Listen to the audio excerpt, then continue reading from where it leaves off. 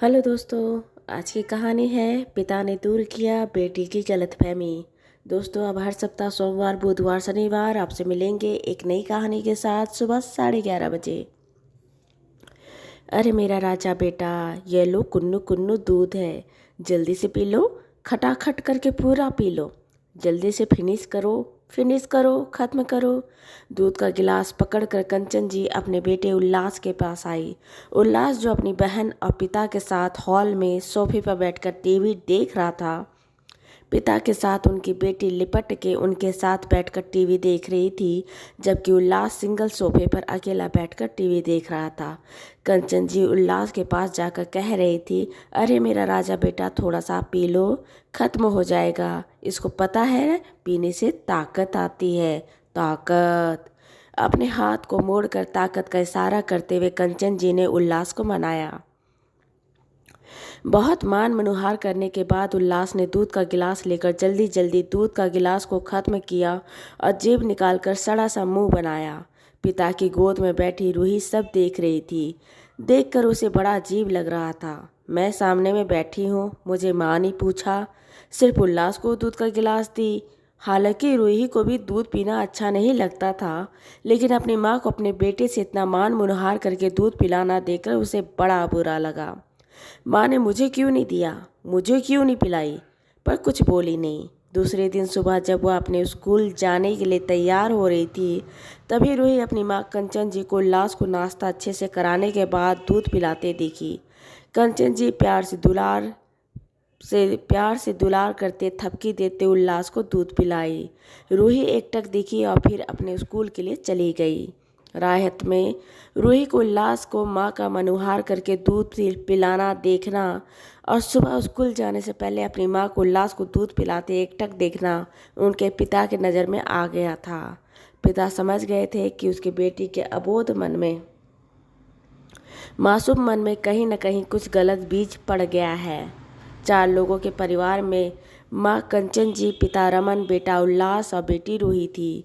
बस 4 लोगों का छोटा सा परिवार था। 2 BH के एक छोटे से किराए के फ्लैट में वह रहते थे। रमन जी का एक प्राइवेट नौकरी था, हाथ में सीमित आय था। 15 दिन पहले गर्मियों की छुट्टियों में रूही अपनी नानी घर गई थी और उल्लास अपने माँ पिता के साथ घर पे ही था। माँ पिता कंचन जी और रमन जी ने कहा था कि बेटा रूही आप नानी घर जाओ, हम पीछे से आते हैं। उस समय उल्लास की तबीयत ठीक नहीं थी। हम उल्लास को डॉक्टर को दिखाकर आते हैं, आप मामा के साथ जाओ, हम आ जाएंगे। रूही अपने मामा के साथ अपनी नानी घर चली गई। इधर डॉक्टर को दिखाने पर पता चला कि उल्लास काफ़ी गंभीर बीमारी से गुजर रहा है। उसे बहुत ज़्यादा कमजोरी और खून की कमी थी। डॉक्टर ने उसकी नाजुक हालत को देखते हुए 4 दिन हॉस्पिटल में भी एडमिट रखा था। उसके डिस्चार्ज होने के बाद डॉक्टर ने महंगी महंगी दवाइयाँ और साथ में अच्छे खान पान की हिदायत दे रखी थी। एक औसत मीडियम क्लास फैमिली में जहाँ पर हर चीज़ की सीमित साधन होती है, कमाई होती है, वहाँ पर कोई अगर घर का आदमी बीमार भी पड़ जाए तो उसको भी वहन करना मुश्किल होता है, उसका उपचार करना बहुत मुश्किल और महंगा होता है। यही हाल अभी कंचन जी और रमन जी को था। हॉस्पिटल का खर्चा, महंगी दवाइयाँ का खर्चा, सब चीज़ भारी होने की वजह से जो थोड़ी बहुत जमा पूंजी थी वह भी खर्च हो गई थी। साथ में अच्छा खान पान और दूध भी उल्लास को मुहैया कराना था। हालात तंग थे। महानगर में किराए का घर, बच्चों का स्कूल, उनकी पढ़ाई का खर्चा, घर में खाना पानी का खर्चा, खुद का रहन सहन का खर्चा, कितने खर्च होते हैं।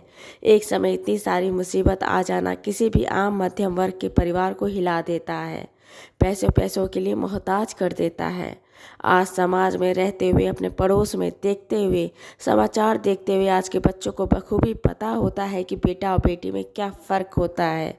घर परिवार में बेटा ही क्यों चाहते हैं, बेटी क्यों नहीं चाहते, बेटी की हर इच्छा क्यों पूरी करते हैं, बेटी की ज़रूरत भी पूरी करने में आनाकानी क्यों करते हैं। और यही सब का भेदभाव का बीज रूही के मन में पड़ गया था। शक का बीज बोया जा चुका था कि मेरे माँ पिता कहीं न कहीं उल्लास को इसलिए मानते हैं और इसे इतना प्यार और इतना देखभाल इसलिए करते हैं क्योंकि वह बेटा है। रमन जी की आंखें रूही के मन को भाप गई थी। उन्होंने कंचन जी को कहा कि कंचन, हम उल्लास को रोज़ फल ला कर देते हैं उसके मन की इच्छा पूरी करने के लिए। जो वह मांगते हैं खिलाते हैं, साथ में दोनों समय का दूध देते हैं, उसे खुश रखने की कोशिश करते हैं। यह बात कहीं न कहीं रूही के मन में आ रही है। उसको देखकर लग रहा है कि उसे कुछ खटक रहा है। कंचन जी बोली कि मैं क्या करूं? अपने हालात तो आप तो जानते हो माँ। दूध वाले भैया को कितना हाथ जोड़े, पांव पकड़े, तब जाकर वह घर आकर आधा लीटर दूध देने को तैयार हुआ है। आधा कप दूध डालकर हम दोनों कैसी पतली सी चाय पीते हैं। सुबह शाम उल्लास को बस 2 गिलास दूध दे पाते हैं। यह हमारी हालत ही ऐसी है कि हम रूही को अभी चाह कर भी दूध नहीं दे पाते। उल्लास को रोज़ खाने में 2-3 फल देने की ज़रूरत है। उसके लिए जो फल आते हैं वह भी सीमित उसी को खिलाते हैं, वह भी सीमित में खिलाते हैं ताकि उसे रोज़ हम फल दे सकें। रूही को भी देते हैं लेकिन रूही को थोड़ा कम देते हैं। एक फल से अगर दूसरा फल भी रूही खाने को मांग ले तो मैं मना कर देती हूँ। मैं खुद क्या करूँ? अपने एक बच्चे की सारी ज़रूरत इच्छा पूरी करना और एक बच्चे को कमी करना एक माँ के लिए कितना मुश्किल होता है। उसका मन कितना व्याकुल होता है, मैं कैसे बताऊँ? रमन जी बोले कि मैं तेरी मन की व्यथा को समझ रहा हूँ, तेरी तकलीफ़ को समझता हूँ। तुम भी उतनी ही मजबूर हो जितना मजबूर मैं हूँ, लेकिन अपनी बेटी के मन में आए भेदभाव के बीज को दूर करना होगा। मजबूरी का नाम लेकर अगर बेटी के मन से अभी ये भेदभाव का बीज जो उसके मन में बोया जा चुका है, अगर उसे नहीं हटाया तो यह आगे जाकर बहुत तकलीफ़ देगा। हम उसे नहीं समझा पाएंगे, हम उसे नहीं मना पाएंगे। कल हम उसे ज़माने भर का प्यार दूध से, फलों से, पैसों से भर दें, लेकिन हम उसके मन में वह जगह नहीं बना पाएंगे। कंचन जी बोली, आप क्या कहते हो? रमन जी बोले कि मैं सोचता हूँ। दूसरे दिन रमन जी कंचन जी अपने बेटे और बेटी दोनों को लेकर पार्क गए। वहाँ पर रमन जी जानबूझकर बोले, अरे कंचन, मैं तो फ़ोन लाना ही भूल गया, अपना फ़ोन दो, थोड़ा सा बात करना है। कंचन जी बोली, ठीक है, रूही के पास मेरा फ़ोन है, आप बात कीजिए। रमन जी फ़ोन लेकर बिना किसी को फ़ोन लगाए अपने दोस्त से बात करने की एक्टिंग करने लगे और अपने बेटी के पास इतना करीब होकर खड़े हुए कि वह अपने दोस्त से किए सारी बातों को उसकी बेटी सुन सके। रमन जी अपने दोस्त को बोले, हाँ अमन, हाँ यार, कैसा है? बहुत दिन हो गया, मिला नहीं। अरे यार, कभी आ जाया करो, तुम्हारी भाभी भी तुमको याद कर रही थी। साथ में खाना खाते हैं, भाभी को भी लेकर आ जा। हाँ हाँ, उल्लास की तबीयत अच्छी है। हाँ, तुम तो जानते हो, अभी 15 दिन पहले ही गर्मी का टाइम पर उल्लास की तबीयत ठीक नहीं थी। हॉस्पिटल में डॉक्टर को दिखाया था तो उसने बोला था कि बहुत गंभीर बीमारी से उल्लास गुजर रहा है। 5 दिन हॉस्पिटल में एडमिट भी रखा था। हाँ, तुम यहाँ नहीं थे, मुझे पता है यार। तुम यहाँ होते तो ज़रूर आते मिलने के लिए। तुम यहाँ थे नहीं, तुम तो कहीं बाहर गए थे। हाँ हाँ, तो 5 दिन एडमिट रखा था, फिर उसको डिस्चार्ज करके घर लाए। डॉक्टर ने बोला कि उसमें बिल्कुल भी लापरवाही नहीं कर सकते। एक तो इतनी महंगी महंगी दवाइयाँ, ऊपर से उसका डाइट भी बहुत कड़ा है। डॉक्टर ने कहा है कि उसके खाने पीने का बहुत ध्यान रखना है। पौष्टिक खाने के साथ साथ रोज़ उसे 2 फल देना है और दोनों समय सुबह और रात को दूध देना है। हाँ यार, अभी कंपनी की हालत भी कितनी ख़राब है, पता है? अपनी कंपनी में 5,000 लोग काम करते हैं, उसमें 2,000 लोगों को निकाल दिया। कहते हैं भैया नहीं जमती तो आप निकल जाओ। अब क्या करें, कहीं तुरंत में नौकरी भी तो नहीं मिल सकती और शहर में रहना है तो पैसा तो चाहिए ही।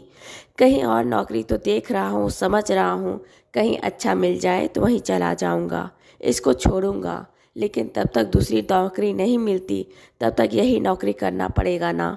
आखिर महीने का पैसा तो चाहिए ही, ऊपर से उल्लास का तबीयत भी ठीक नहीं है। उसकी इतनी महंगी महंगी दवाइयाँ, खाना पीना, दूध, सब बहुत मुश्किल है। हाथ बहुत टाइट है यार। तेरी भाभी भी बहुत परेशान है। वो अपने दूध वाले भैया है ना, उनके बहुत हाथ जोड़े, वह तो तैयार नहीं थे। बोल रहे थे कि क्या आधा लीटर दूध के लिए आप बोल रहे हो? मैं इतना दूर आपके घर आकर सिर्फ आधा लीटर दूध दूँ?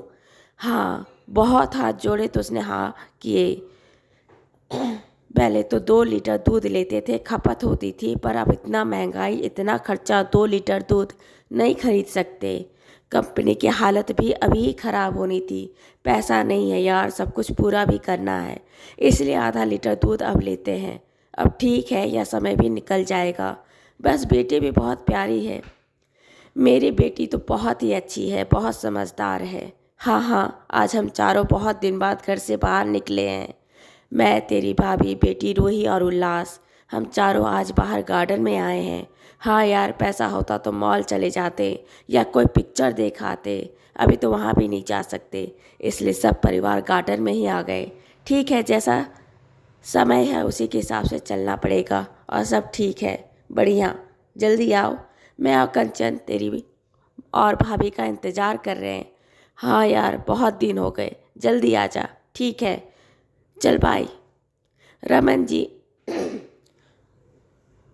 वह अपने दोस्त से बात करने की एक्टिंग कर रहे थे। उनसे बात करने के दौरान ही रूही को लगभग घर की सारी स्थिति, पैसों की तंगी, उल्लास की खराब तबीयत, महंगी दवाइयाँ और दूध में कटौती क्यों की गई है, सबका कारण पता चल गया था। रमन जी को फ़ोन रखने के बाद तिरछी नज़र से अपनी बेटी रूही को देखे। रूही चेहरा झुकाए कुछ सोच रही थी। उसके चेहरे पर थोड़ा सा पछतावा दिख रहा था। ऐसा लग रहा था जैसे रूही खुद पर अपराध बोध फील कर रही हो कि उसने अपने माँ बाप पर शक किया। चल बेटा, अपन खेलते हैं, उल्लास भी हम लोग का इंतज़ार कर रहा होगा। रमन जी रूही को लेकर कंचन और उल्लास के पास आ गए और चारों खेलने लगे। लेकिन उन्होंने अपनी सूझबूझ से भविष्य में आने वाले एक बहुत बड़ी समस्या से छुटकारा पा गए थे। अपनी बेटी के मन में आए हुए गलत भाव को उन्होंने अपनी सूझबूझ से हटा दिया था। दोस्तों, ये कहानी आपको अच्छी लगी हो तो इसे लाइक करें, शेयर करें, सब्सक्राइब करें और मिलते हैं एक नई कहानी के साथ एक छोटे से ब्रेक के बाद। धन्यवाद। दोस्तों, मेरी आवाज़ ख़राब होने की वजह से अगर आपको कहानी सुनने में थोड़ी दिक्कत हो तो मुझसे माफ़ कीजिएगा।